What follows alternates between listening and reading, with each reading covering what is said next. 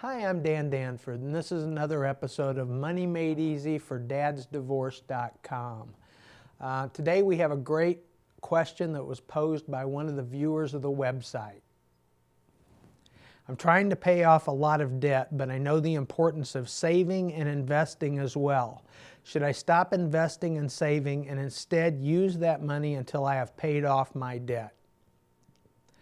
That's a pretty common question because most of us face at least some debt in our situation, and so it's kind of a balancing act between the two. And in a lot of ways, it's a balancing act between short-term and long-term. I mean, in the long term, we know we need to save and invest, but in the short term, sometimes we have cash needs that cause us to borrow money.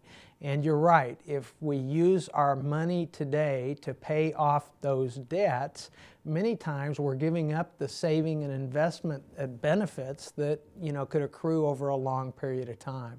So you kind of have to do a balancing act. I guess my thing is, probably the correct financial answer would be look at the after-tax return of both options. But that's not always very good either, because I've had people say to me, things like, well, I'm going to go ahead and use this money to pay off debt because I'm not making any money on it right now anyway. And while that certainly may be true at a particular point in time, it's probably not true for the length of period that your money would be invested. I mean, right now today, money in the bank doesn't earn very much. Okay, but if you're looking at retirement savings that are going to accumulate over 30 years, number one, that money probably shouldn't be in the bank in the first place. And number two, even if now is a bad time, the bad times will probably be made up for with good times later on down the road.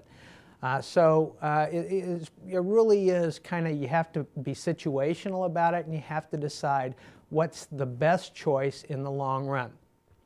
I guess kind of what I would say when it comes to paying off debt is, first of all, continue making minimum payments on anything you've got. Don't let any debt lapse, okay? And at the same time, continue making minimal payments to your savings and investments if you can.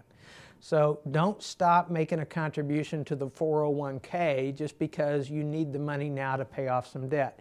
What you might do is reduce to the level where your employer is matching your contributions, use the extra money to pay off debt, and then later on resume the higher level of contributions when you can. Another piece of the puzzle might be to look at refinancing the debt if you can. In a very low interest rate environment like today, you may be able to combine several credit cards or something else to lower the amount of payments that you need. So that's another thing, is to kind of look around at what your options are. Now, most advisors would say that you also need to accumulate some kind of reserve or emergency fund, and I wouldn't neglect that either. Dave Ramsey says you should shoot for $1,000 in the bank before you start paying off debt. Now, I don't know whether $1,000 is a magic number or not, but I think it is a good idea to set some money aside, and then when an emergency comes up, you don't derail the whole plan because you had to go borrow another $500 to replace a refrigerator or whatever. So I think that makes a lot of sense. And once you've done those things, then I think what you do is you kind of sit down with a pencil and paper and you come up with a plan. And you say, okay, I'm going to continue to fund my 401k. I'm going to start paying $100 a month towards my debts, okay? And then identify which debts are most important. I kind of like the way Dave Ramsey talks about the snowball effect, and that's that you start paying off the smaller debts first. And the reason you do that, and the reason why it's so neat, is because you get to start, having some successes. As you pay off the smallest notes, they disappear completely, and then you can move on to the next one. One last little thing that I would do is every time you do pay off one of those debts, every time you make a significant step forward, remember to take time and celebrate. Do something fun. Don't go out and charge enough to replace the debt you just got rid of, but go out and have a nice dinner or reward yourself with something you've been wanting to buy. Just to celebrate successes. I mean, that's part of that positive reinforcement, is part of what keeps us going. So see if you can see if you can refinance things at lower rates. That's one thing. Number two, take a rational look at what you owe and come up with a plan to pay off what you owe. Celebrate the successes as you go along, and just keep working at the plan until you finally get the debt paid off, and then you don't have to worry about it anymore. When you get to that point, go back and up your 401k plan.